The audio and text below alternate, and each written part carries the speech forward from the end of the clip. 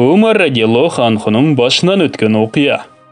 Umar radiyallahu anhu adilettiginen tündörü turup, kiyimin özgörtüp, üymöy kıdırıp, eldin abalынан kavar alçele. Bir günü tünde kıdırıp, bir korgondun eşiginen ötüp kılat. Al korgondon, kiçinekey balların ıylağan ünün uğup, al jerde toktop, jakşılap uqsa, al uyda bir ayal baldarına söylöp jatkan eken. Men kıyamat günü Allah Taala'nın aslında Umardın etegin karmap, al adilet iş kılbağandığı için arızdanam.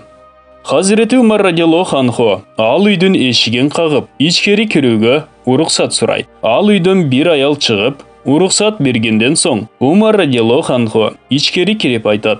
Umar sağa emne kemçilik kıldı.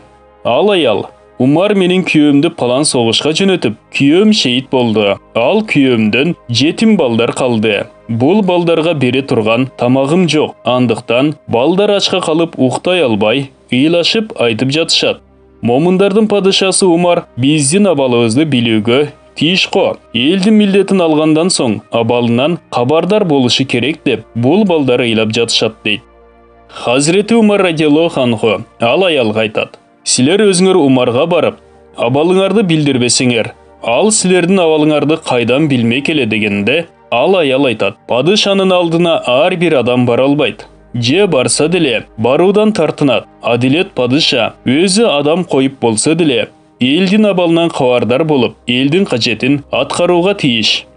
Умар радiyallahu anhu ал үйдөн чыгып, ортолук казынадан бир баштык un алып, жана эт, керектүү азык-түлүк алып, желкесине көтөрүп жөнөйт. Аны менен бирге жүргөн кызматкер айтат. О, Амирил Муминин, бул жүктөрдү менин желкеме коюп берсеңиз, мен көтөрөйүн. Умар радiyallahu anhu айтат. Сен бул дүйнөдө менин жүрөгүмдү көтөрөйүн дейсиң.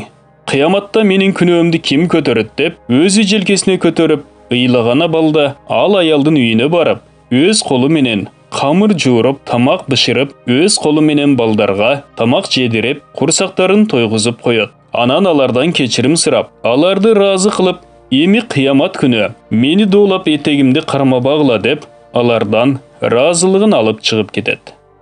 Бул баян шарият жана тарикаттан терилген берметтер аталыштагы китептин 1-чи томунан алынды. Урматтуу мусулман бир туугандар, биздин Iqro Media каналыбызга катталыңыздар.